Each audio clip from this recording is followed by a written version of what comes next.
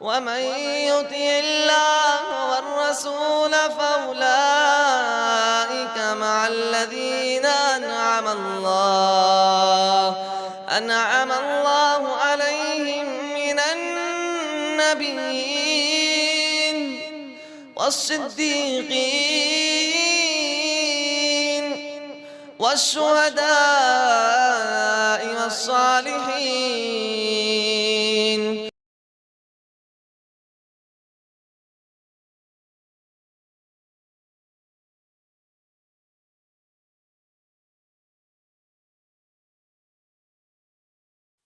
إن الحمد لله نحمده ونستعينه ونستغفره ونعوذ بالله من شرور أنفسنا ومن سيئات أعمالنا.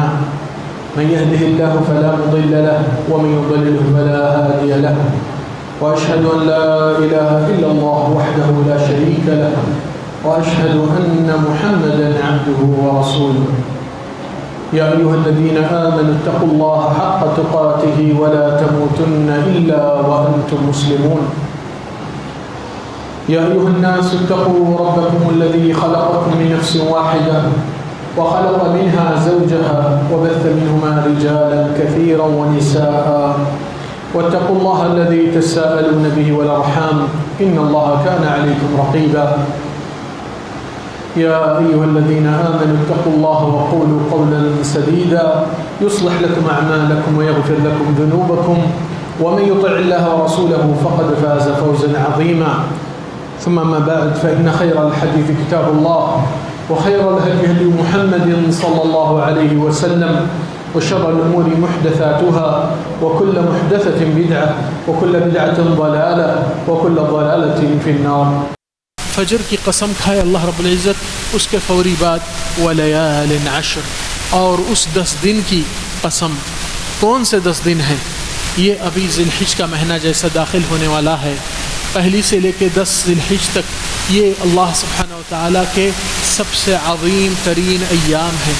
مومن کی زندگی میں خصوصیت اہمیت والی اگر سال بھر میں کوئی عظیم ترین دن ہے تو یہی 10 ذی الحج کے دن ہوتے ہیں. اس لیے کہ رسول اللہ صلی اللہ علیہ وسلم کے حدیث اس کے بارے میں عبداللہ ابن عباس کی حدیث بھی موجود ہے جو بخاری اور ترمذی اور ابن ماجہ میں بھی موجود ہے، جس میں رسول اللہ صلی اللہ علیہ وسلم فرمائے ما من ایام العمل الصالح فیہن احب الی اللہ من العشر ذی الحجہ. کوئی نیک صالح عمل اتنا زیادہ ڈبل کئی گناہ زیادہ نہیں ہوتا ہے جتنا عظیم ترین بلندی پہ اس کا اعلیٰ اجر و ثواب بن جاتا ہے جتنا یہ 10 دن کے اندر ہوتے ہیں. صحابہ کرام تعجب سے یہ غور کرے ہیں اس بات کو اور سوال کرنے لگے ہیں. سوال تاکہ وہ لوگ اس دن کی عبادات اور اعمال صالحہ جو یہ دن میں آپ فرمائیں کس حد تک جا سکتے ہیں، یعنی کہ تضاعف اور ڈبل ہونے میں اور اس کی بڑائی میں. یعنی کہ وہی کام عام دن میں کریں گے اس کے نیکیاں جو مقرر ہے اتنے ہی ہوتے ہیں، مگر ان دنوں میں وہ زیادہ سے زیادہ اعلیٰ درجے تک پہنچ جاتے ہیں. کئی گناہ آپ کے اخلاص کے اوپر بنا ہوا ہے معاملہ. تو صحابہ کرام انداز لگانے کے لیے سوال کرتے ہیں قالوا ولا الجہاد فی سبیل اللہ یا رسول اللہ. اللہ کے نبی آپ بتائیں کہ ان دنوں میں کوئی نیک صالح عمل اتنا زیادہ بڑا نہیں ہو سکتا ہے جو 10 ذی الحجہ میں نیک صالح اعمال آپ کر سکتے ہیں، کسی اور دن میں ہو ہی نہیں سکتے اور نہ اس کے برابر کوئی چیز ہو سکتی ہے. تو صحابہ کرام اس چیز کا انداز لگانے کے لیے اسلام کی سب سے بلندی چیز ذروۃ الجہاد کے بارے میں سوال کرتے ہیں، کیونکہ ان کو معلوم ہے کہ اللہ کی راہ میں جو انسان اپنی جان دیتا ہے اور اس سے بڑی کوئی چیز ہی نہیں اس کے پاس، وہ شخص کے لیے فضائل میں دیا گیا ہے کہ اس کے پہلے خون کے قطرے سے اس کے سارے گناہ معاف ہوتے ہیں، اس کو عذاب قبر نہیں ہوتا ہے، اس کو عرش کے سائے میں اس کی روح پرواز جنت میں پہنچ جاتی ہے، اس کو سفارش اور شفاعت اپنے 70 افراد خاندان کے ان کے لیے سفارش کی اجازت بھی دی جاتی ہے. یعنی کہ اتنا بڑا مرتبہ ہے اس شخص کا. تو صحابہ کرام پوچھتے ہیں اللہ کے نبی ولا الجہاد فی سبیل اللہ، اللہ کی راہ میں جہاد کرنا بھی اس دنوں کے اعمال کے برابر نہیں ہو سکتے ہیں کیا؟ قال ولا الجہاد فی سبیل اللہ، جہاد بھی اس میں ایکول نہیں ہو سکتا اس سوائے ایک صورتحال میں، الا رجل خرج بنفسه وماله ثم لم يرجع من ذلك بشيء. ایک صورتحال میں کہ ایک شخص اپنا سارا مال پیسہ سب اللہ کی راہ میں خرچ کر دے، اپنی جان پوری دے دے، ہو سکتا ہے یہ اور ان 10 دن میں جو نیک صالح اعمال کرتے ہیں یہ دونوں برابر ہو سکتے ہیں، ممکن ہے. اندازہ لگایا کتنا بڑا عظیم ترین موقع آتا ہے. لوگ ماہ رمضان میں الحمدللہ اس میں خیرات، افطاریاں، مختلف چیزیں کرتے ہیں بے شک، مگر یہ دنوں کی نیکی اس سے کئی گنے زیادہ ہے. رمضان سے بھی زیادہ یہی دنوں کی عظمت اور اہمیت ہے، اور اس کو ایام اللہ کہا جاتے ہیں کہ اللہ کے محبوب ترین دن. جانتے ہیں کیوں؟ کیونکہ اللہ سبحانہ وتعالی بندوں سے کچھ حکم مانگا، اور زندگی میں آپ کے اور ہمارے اوپر جو فرائض انجام دیے گئے ہیں وہ اسلام کے 5 ارکان ہیں. کلمہ شہادت، توحید اور شرک سے محفوظ ہونا اپنے آپ کو اور دور رکھنا، نماز، زکوٰۃ، روزہ، حج. آپ دیکھیں گے کہ رمضان میں یہ سارے کے سارے مجتمع نہیں ہو سکتے ہیں، مگر اس 10 دن میں یہ سارے کے سارے مجتمع ہو سکتے ہیں. حج کے دن ہوتے ہیں، اور ذی الحج کی پہلی تاریخ سے سنت کیا ہے رسول اللہ صلی اللہ علیہ وسلم کی؟ اللہ کی بڑائی اور تکبیرات شروع کر دے. عبداللہ بن عباس رضی اللہ عنہ، عبداللہ بن عمر رضی اللہ عنہ، جیسا یہ ذی الحج کی پہلی تاریخ داخل ہوتی ہے تو لوگ بازاروں میں، راستوں میں، گلیوں میں نکل کر اللہ کی تکبیرات بلند آواز سے پیش کرتے ہوئے گزرتے تھے، اور لوگ بھی ان کی تکبیرات کے ساتھ تکبیر کرنا شروع کرتے ہیں، کیونکہ یہی سنت مبارکہ ہے. وہ کیا یاد دہی ہے؟ یاد دلایا جا رہا ہے کہ اللہ نے آپ کو اور ہم کو دنیا میں اس لیے لایا تاکہ ہم اور آپ اللہ کی بڑائی کریں. مگر افسوس صد افسوس کہ یہی مومن اللہ کی بڑائی کو چھوڑ کر اپنی ہی بڑائی میں مصروف رہ چکا ہے. اس سے بڑی غفلت اور کیا ہو سکتی ہے؟ اللہ کی بڑائی کے لیے آئے تو یاد دلایا جاتا ہے کہ اللہ کی بڑائی آپ کی زندگی کا مقصد ہونا چاہیے. اللہ کی بڑائی آپ کی عبادت کا ایک جز ہے جو کبھی بھی کسی وقت بھی آپ سے الگ ہونا نہیں چاہیے، بلکہ آپ اس کی ملازمت کرنا چاہیے. یہی چیز ہے جو وہاں پر آپ کو پائی جاتی ہے سب سے پہلے درجے میں. اور حجاج کی تلبیہ کیا ہے؟ توحید کا نعرہ لگاتے ہیں، لبیک اللہم لبیک لبیک لا شریک لک لبیک. پھر نمازاں تو ہوتے ہی رہتے ہیں ماشاءاللہ سے.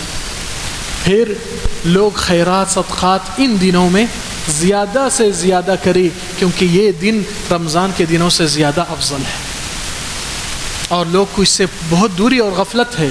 جیسا رمضان کے آخری عشرہ میں اعتکاف میں بیٹھنا پسند کرتے ہیں، یہ دن اس سے کچھ کم نہیں، مگر لوگ کی غفلت اور ناعلمی کا معاملہ ہو رہا ہے. پھر اس کے ساتھ ساتھ آپ کہیں گے شیخ صاحب رمضان میں تو شب قدر ہے، تو اس بات کا کوئی انکار نہیں. ایام میں بتا رہے ہیں ہم، دینہ یہ دینہ افضل ہے، رمضان کے آخری راتاں افضل ہے. سمجھنے کی بات ہے. اس لیے ان دنوں کی عظمت اور اہمیت بہت بڑا معنی رکھتی ہے مومن کی زندگی میں. اور رسول اللہ صلی اللہ علیہ وسلم کی سنت تکبیرات بلند کرتے ہیں، اور تکبیرات کے 2 شکل ہوتے ہیں، ایک عام اور ایک خاص. عام تکبیرات جیسا ذی الحج داخل ہوتا ہے، چلتے پھرتے رستوں میں اللہ کی بڑائی اور اللہ سبحانہ تعالیٰ کی تکبیرات، اللہ اکبر اللہ اکبر اللہ اکبر لا الہ الا اللہ اللہ اکبر اللہ اکبر وللہ الحمد، مختلف صیغوں میں ہے. اور مخصوص تکبیرات عید کے دن سے جو نحر کے دن، اس کے 3 دن ایام التشریق تک، وہ ہر نماز کے بعد وہ مخصوص اس وقت نماز سے سلام پھیرنے کے بعد ان تکبیرات کو پیش کیا جاتا ہے سنت کے طور پر. معاملہ کیا ہے؟ معاملہ غفلت سے بیدار کرنا ہے، اور زندگی کی خوشی، سعادت عید کی انہی کے لیے ہوتی ہے جو اللہ کی بڑائی کے لیے جیتے ہیں، نہ کہ اپنی خود کی بڑائی کے لیے. عید کی خوشی جب اسلام کے 5 ارکان پورے جمع ہو کر آپ نے اس کو ادا کیا تہ دل سے، اور اللہ کو خوش راضی کرنے میں آپ نے اپنی کوشش اور جستجو اور تڑپ رکھا ہے. نیک کام کرنے میں اس میں ہی سبقت کرنا، اور اس کے اندر خیرات صدقات کرنا، تو مال کا بھی زکوٰۃ کا بھی نکالنا بعض علماء اسی میں ہی نکالتے تھے، کیونکہ سال کا 12واں مہینہ یہی ہے، کلوزنگ اکاؤنٹ یہی مہینے سے ہوتی ہے، تو اسی میں ہی زکوٰۃ کو بھی نکالتے تھے، خیرات صدقات بھی کرتے تھے، ہر نیک صالح عمل جہاں تک ممکن ہے اس کو اپنا لیتے تھے۔ آج لوگ کو اس کے لیے بھی فرصت نہیں، کیوں؟ کیونکہ دنیا کی بڑائی اور دنیا کی لذتیں ان کو غفلت میں ڈال کر خواہشات پرستی میں گر پڑے ہیں، الا ماشاء اللہ۔ لہذا جیسا انسان آخری رمضان کے عشرہ میں استغفار، توبہ، بہت کچھ نیک صالح عمل کرتا ہے، ان دنوں میں اس سے کم حق نہیں، بلکہ بعض لوگ اس طرح کرتے ہیں ماشاءاللہ سے کہ اپنی ڈیوٹی کام کاج سے چھٹی دے کر یہی دنوں کو، مخصوص دنوں کو اپنے رب سے جڑ کر اس کی رضا حاصل کرتے ہوئے اس سے معافی نامہ طلب کرتے رہتے ہیں۔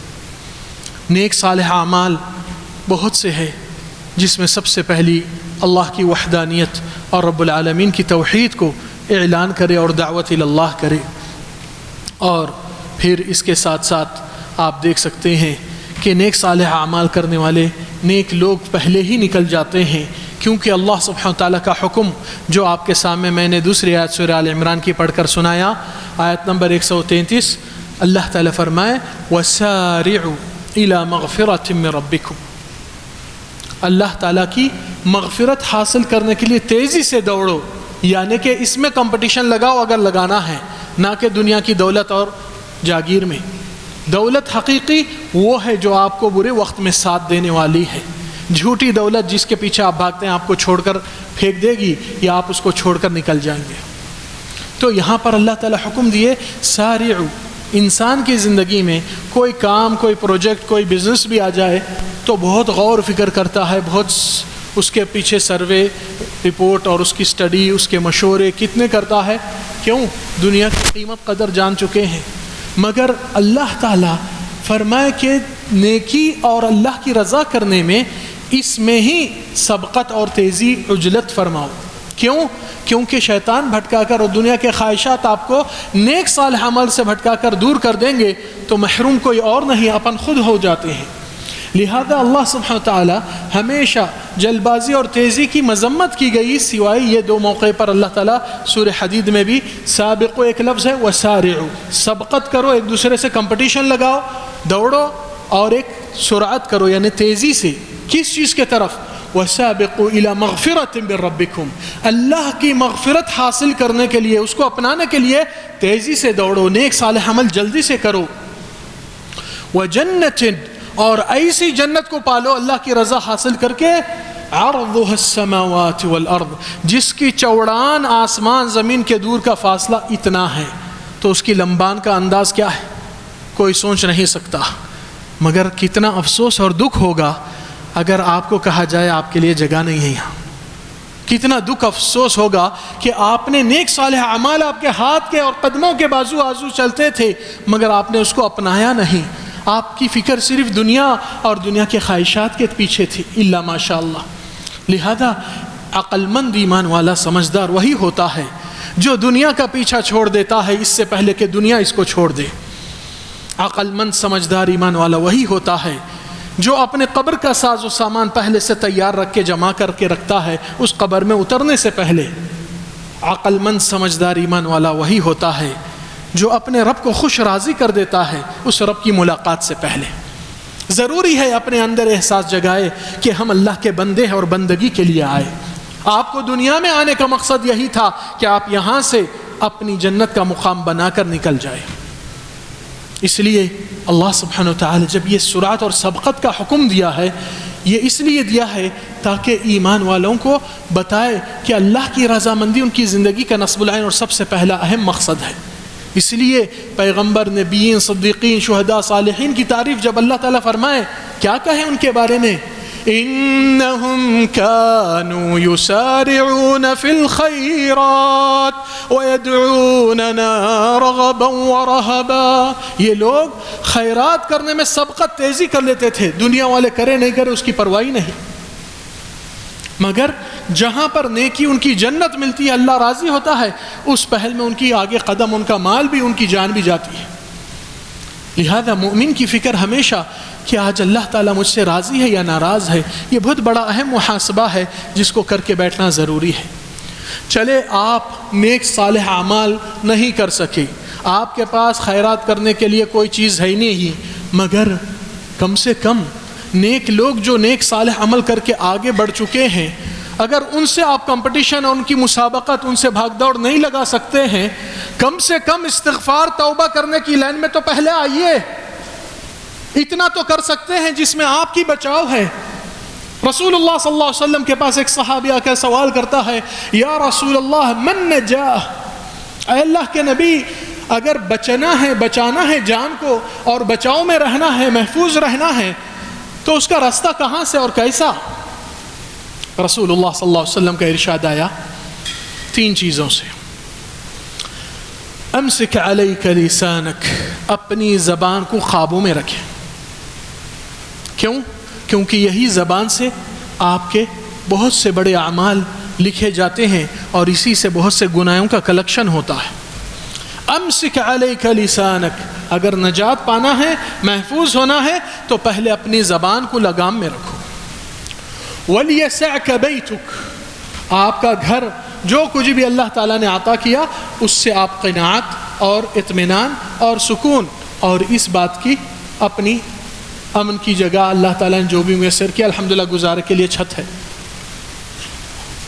وَابْكِ عَلَى خَطِيئَتِكَ، اور اپنے گناہوں کو یاد کرتے ہوئے روتے ہوئے ندامت پچھتاوا لے کر توبہ رکھیے۔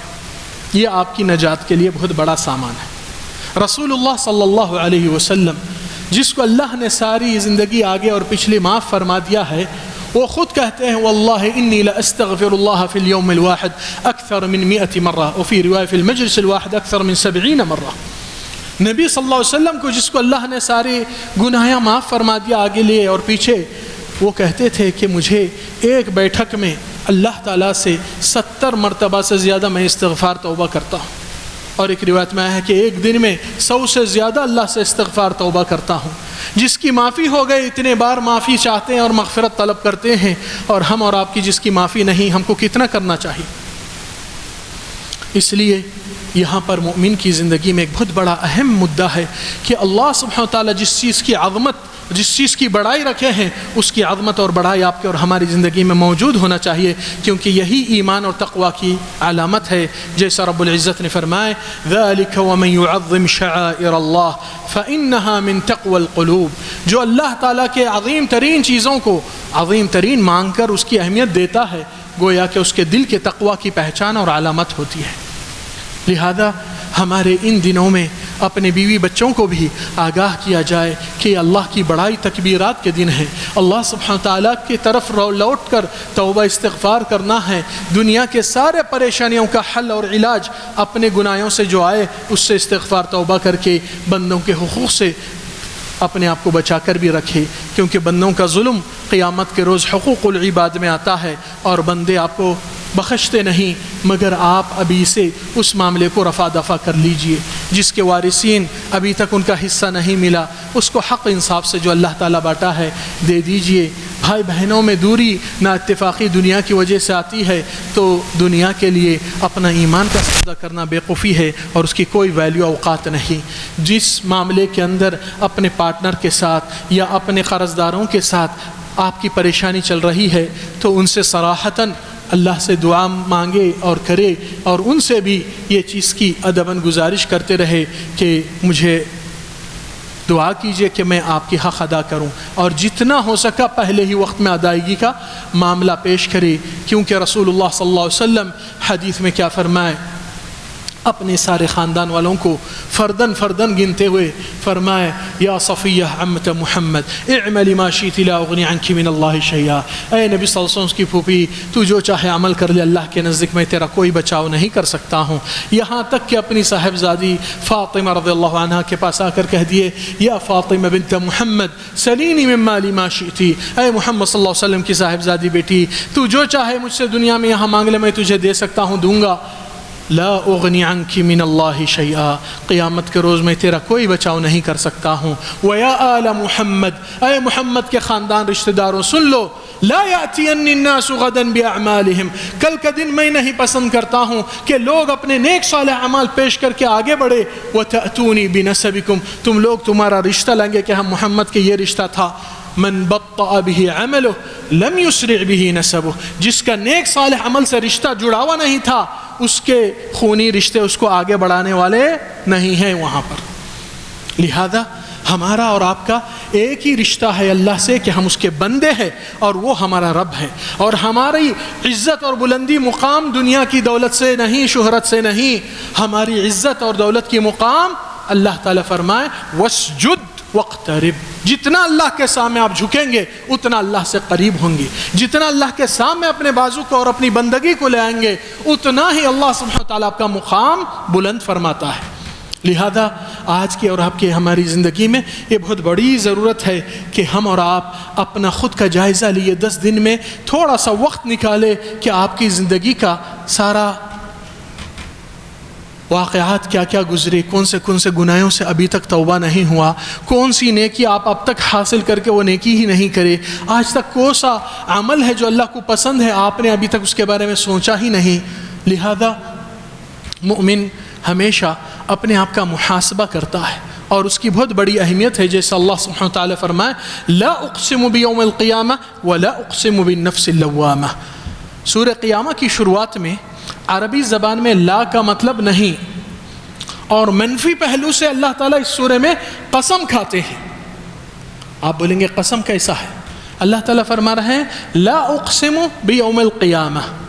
عربی زبان میں اگر ڈائریکٹ ٹرانسلیشن دیکھیں گے کہ قیامت کے دن کی قسم نہیں، مگر ہر ترجمہ آپ دیکھیے قرآن میں اس پہ آپ کو ملے گا قیامت کے دن کی قسم ہے. اور اس کے بعد ولا اقسم بالنفس اللوامہ، اور وہ نفس جو ملامت کرتی ہے، بلیم سیلف کرتی ہے، اس کی قسم نہیں کھاتا ہوں. ایسا ترجمہ لفظی آتا ہے، مگر اس میں ترجمہ آپ اردو میں دیکھیں گے قسم ہے اس نفس کی جو ملامت کرتی ہے اپنے آپ کو.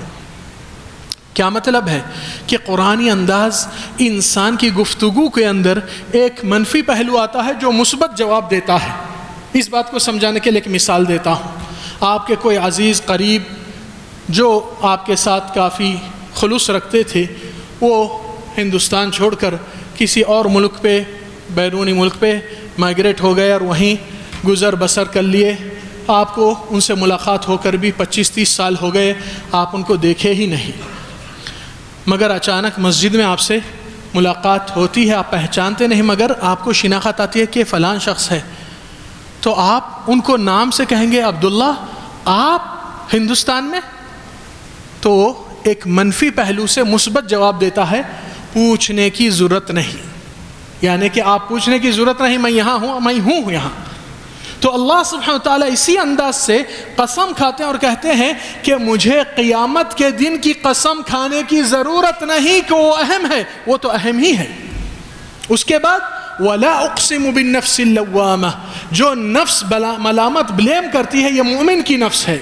اللہ تعالیٰ فرماتے ہیں اور مجھے مومن کی نفس کی قسم کھانے کی ضرورت نہیں، وہ تو اہم والی نفس ہے. اس لیے کہ رسول اللہ صلی اللہ علیہ وسلم حدیث میں کیا فرمائے، اللہ کی قسم کعبۃ اللہ کو ڈیمولش اور اس کو ڈسمنٹل کرنا، توڑ دینا، انہدامی کاروائی کعبۃ اللہ کو کرنا اللہ کے نزدیک زیادہ ادنا ہے کہ کسی مومن کا خون ریز کر دے. مومن کی جان اور اس کا خون بہت قیمتی ہے اللہ کے نزدیک. تو یہاں پر رسول اللہ صلی اللہ علیہ وسلم کے پاس جب یہ آیت آئی اور یہ سورہ قیامہ کے اترے ہیں تو مومن کی نفس لوامہ ہے. لوامہ مطلب بلیم، سیلف بلیم کرتے رہتی ہے. اگر کچھ نیک کام کرے گی تو نفس ڈانٹتی ہے، اللہ کی راہ میں آپ کو اتنا ہی کرنا آیا، اپنے لیے اتنے خواہشات پورے کرنے کے لیے پوری طرح پیسہ سب چیز دل جان سے کرتے ہیں، اللہ کی راہ میں کنجوسی کیوں کرے؟ وہ نفس ڈانٹتی ہے. اور اگر گناہ اور برائی کریں گے آپ کو ملامت کر کے توبہ کے طرف کھینچ کر لے آتی ہے. اللہ سے ڈرے نہیں، اللہ کی سزا آنے والی نہیں، کہ اللہ کے سامنے پکڑ آپ کو ہونے والی نہیں. تو وہ سیلف ہمیشہ یہ مومن کی نفس ہے. مگر بعض مومنین کے پاس معاملہ ایسا ہو گیا ہے کہ گناہ کرنا، پہلی بار کرنا وہ سب سے بڑا ڈیفیکلٹ معاملہ ہوتا ہے. پھر وہ ڈیفیکلٹ کو ذرا کراس کر دیتا ہے مومن، 1-2 مرتبہ کرتے تو جرأت مندی آ جاتی ہے. پھر اس کے بعد گناہ کا احساس ہی ختم ہو جاتا ہے تو توبہ نصیب نہیں ہوتا ہے ایسوں کو. الا ماشاء اللہ محفوظ کرے ہمارے کو اس غفلتوں سے۔ لہذا مومن کی نفس ہمیشہ ایمان کی زندگی اللہ کی بڑائی فکر کرتے ہوئے جیتی ہے۔ زندگی میں اللہ سبحانہ تعالیٰ کے پیغمبر انبیاء کرام جو آئے، یہ لوگ بھی آپ کے اور ہمارے جیسے انسان تھے، بشر تھے، ان کو بھی زندگی کی ضروریات تھی، بیوی بچے، کھانے پینے، اخراجات، محنت مزدوری، بہت کچھ ضرورت تھی، مگر اللہ کے نزدیک لوگ نے بڑا بلند درجہ کیوں حاصل کیا؟ ان کا ذکر خیر تا قیامت اور انبیاء میں شمار، کیونکہ یہ لوگوں نے دنیا کے سارے چیزوں کو ادنا اور احقر سمجھا، صرف اللہ کی بڑائی اور وحدانیت کی دعوت کو اپنی زندگی کا نصب العین اور فکر رکھا ہے۔ آج ہمارے بھائیوں میں کتنی فکر ہے اللہ کی دین کی بڑائی کے لیے۔ واللہ یہاں پر ایک بہت بڑی تکلیف کی بات ہوتی ہے کہ یہ دین اسلام آپ کا ہے، اور آپ بہت فخر سے کئی سالوں سے کہتے آ رہے ہیں بچپن سے کہ ہم مسلمان ہیں، ہمارا دین اسلام ہے، ہمارے نبی محمد ہے، ہماری کتاب قرآن ہے، ہمارا سچا مذہب ہے، ہمارا سچا دین ہے۔ آپ بچپن سے ابھی تک بھی اسلام سے فخر کرتے آئے، ذرا تو ایسا کام کر کے بتائیے کہ اسلام آپ سے فخر کرے اور کہے دیکھو یہ ہے مسلمان۔ کب آئے گا یہ دن؟ اگر صرف کھانا پینا، عیش و آرام کرنا، تو پھر اللہ رحم کرے یہ دنیا سے انسان کو غافل کرنے والی چیزوں سے محفوظ کرے، کیونکہ مومن ایک ہی ٹارگٹ رکھتا ہے اور ایک ہی نصب العین کرتا ہے اپنے خود کو۔ جانوروں میں سے بھی ایک سبق ملتا ہے، واللہ تعجب کریں گے۔ سلیمان علیہ السلام کا ایک ہدہد پرندہ ہے، اور اس کو صرف زندگی سے بس اپنا گھونسلہ بنائے، بچے پیدا کرے، انڈے دے، اڑ جائے، اپنے کھانا پینا میسر ہو جائے۔ مگر وہ ہدہد کی مشن ایک ایسی مشن چلی ہے کہ سلیمان علیہ السلام کے پاس جن، درند، پرند سب کے سب ان کی بادشاہت حکومت کرتے تھے، مگر یہ ہدہد ایک ایسا پیغام لے کر آیا ہے، وَجِئْتُكَ مِن سَبَإٍ بِنَبَإٍ یقین، سبأ کی مملکت سے، یمن میں جو ہے، ان کے پاس سے ایک پکی یقینی خبر لے کر آیا ہوں، بہت کام کی بات ہے۔ احطت بما لم تحط به، اے سلیمان آپ جو چیز کی خبر نہیں رکھ سکے، حالانکہ آپ کے پاس اتنے لشکر، اتنے سپاہی ہے، میں نے وہ خبر لے کر آیا ہوں۔ کام کی بات ہے، اس کو فکر کس کی ہو رہی ہے؟ دیکھیے، پرندہ اور جانور ہونے کے باوجود، انی وجدت امرأة تملکهم وأوتیت من کل شیء، اس حکمرانی ایک عورت ان کی حکومت کرتی ہے، اور اللہ نے ساری چیز سے ان لوگ کو نوازا ہے۔ وجدتها وقومها، کام کی بات کیا ہے کہ میں نے اس کو اور اس کے قوم کو اس حالت میں پایا، یسجدون للشمس من دون اللہ، سورج کے لیے، دھوپ کے لیے عبادت کرتے ہوئے اس کی سجدہ اور بندگی کرتے ہیں۔ اللہ یسجدوا للہ، کیا یہ لوگ اللہ کے لیے سجدہ نہیں کرنا چاہیے؟ کیا پرندے کو کیا لینا دینا ہے غیرت مندی ایمان کی؟ اگر مومن اپنے دین کے لیے غیرت مندی نہیں رکھے گا تو آپ کیا سمجھتے ہیں؟ آپ کے دین کے اعزاز کے لیے یہود و نصارہ آپ کی مدد کریں گے آپ کے دین کے اعزاز کے لیے، جبکہ وہ اس چیز کے دشمن ہیں؟ تو پھر آپ کس کام کے ہیں؟ آپ صرف کھا پی کر مسلمان ہوں، سرٹیفکیٹ میں مسلمان ہوں، قبرستان میں تدفین ہو جائے، مجھے بخشش ہو جائے۔ اسلام اور ایمان کا درجے کا انعام کبھی اچھا خطبہ بیان سننے سے نہیں ملتا ہے، کبھی اپنے آپ کو جھوٹی تسلی دے کر، جذبہ شعور اندر سے ایک جوش میں آ کر صرف کچھ بھی نہیں کرے، ایک نشے میں آ جائے، اس سے آپ کو کافی نہیں، جب تک کہ آپ کا عمل تصدیق نہیں کرتا ہے۔ آخری بات کہ سلیمان علیہ السلام فوری اس مشن میں پیغام بھیجتے ہیں، اللہ کی بڑائی کی دعوت دیتے ہیں۔ آج ہمارے اور آپ کی زندگی کے عمل میں کتنے لوگ اپنے موبائل کے ہر میسج کو دیکھتے اس کو رپلائی کرتے ہیں، مگر قرآن کا ایک میسج کو، پیغام کو نہیں پہنچا سکے۔ ادعو الی سبیل ربک، لوگ کو اللہ کے طرف دعوت دو۔ تو پھر یہ حکم معطل کیوں ہوتا ہے کہ اللہ کے احکام ہمارے پر ساری نہیں؟ تو پھر ہماری اور آپ کی غفلت کو تائی سے اپنے آپ کو بچانا ہے۔ اللہ سبحانہ تعالیٰ سے دعا ہے کہنے سے زیادہ کرنے کی توفیق عطا فرما۔ رب العالمین ہمارے اس عشر ذی الحج کی غنیمت کو پوری بھرپور تیری رضا اور مغفرت، تیری عفو نامہ، تو ہم سے راضی ہو جا، پروردگار وہ نیک صالح عمل کی توفیق دے اور ہمارے گناہوں سے توبہ قبول فرما دے. رب العالمین ہماری غفلتیں اور کوتاہیاں جتنے ہوتے ہیں تجھ سے دور کرنے والے اللہ تو ہم سے اس سے پناہ دے کر تیرے راہ میں، تیرے راستے میں، تیری رضا میں ہماری عبادت اور بندگی کو قبول فرما. اقول ما تسمعون واستغفر الله العظيم لي ولكم من كل ذنب فاستغفروه انه هو الغفور الرحيم.